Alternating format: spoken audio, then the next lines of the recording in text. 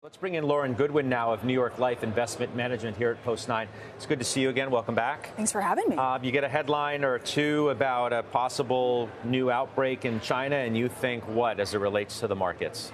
Well, as we saw in the names that Christina was outlining, this is a playbook that investors know pretty well at this point. And so while it's important, I think where we could see it impact the global macro story is in the pace of global economic reacceleration, perhaps more moderate. Again, something we know how to manage. And in terms of the wall of worry with investors, I wouldn't imagine that it makes as big of a dent as some of the other risks we see on the horizon. Yeah, I mean, you came here today prepared to suggest, without even, discussing these headlines, that you think a hard landing is inevitable. I do. And that's related to the global economic environment, but specifically what's happening in the U.S. and in the way that the Fed has hiked rates. I mean, as a story we've discussed in the past.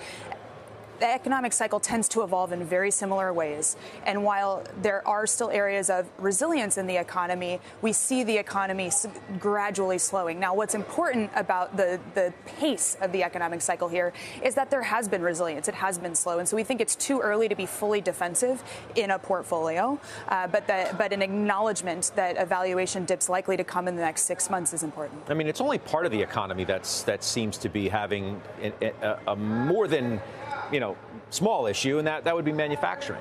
As we got, again today, that the services side of the economy, because the employment part of the economy remains pretty strong. Still hot, still hot. Former Fed Chair Bernanke is saying, don't write off a soft landing just yet. I appreciate the perspective, but this is a matter of timing rather than substance.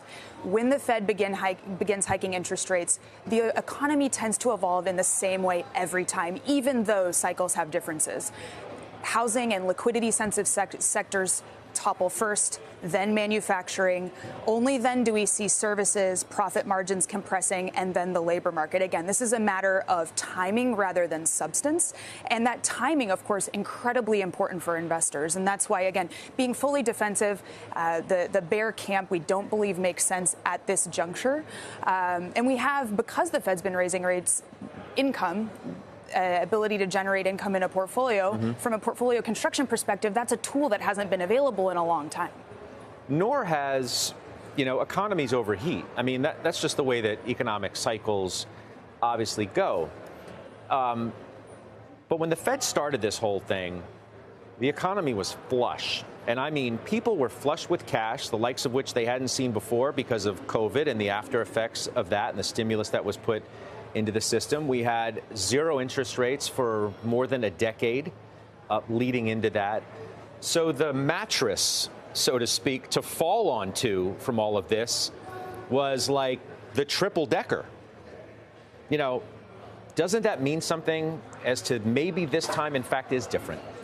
Of course it means something, in the sense that myself, the street, everyone has been wrong in terms of how quickly this economic cycle would turn. Those sources of resilience have been incredibly important, and actually they're shaping the way that we can invest even heading into what we believe will be a recession in the second half of this year. What do I mean by that? You mentioned the consumer. Household balance sheets, business balance sheets as well are incredibly strong. That is corporates taking advantage of Fed and federal government programs, municipal governments taking advantage of these programs to reshore their balance sheets. I think that's going to provide an enormous amount of resilience in asset classes like municipal bonds, like even high yield bonds heading into a credit spread expansion, even recession, in a way that hasn't been true in the past. But what you've described in terms of the mattress, that liquidity that was flush in the economy, that's an area of excess that has been pervasive in the last economic cycle. The pulling down on which may cause a little more pain than investors are expecting. Even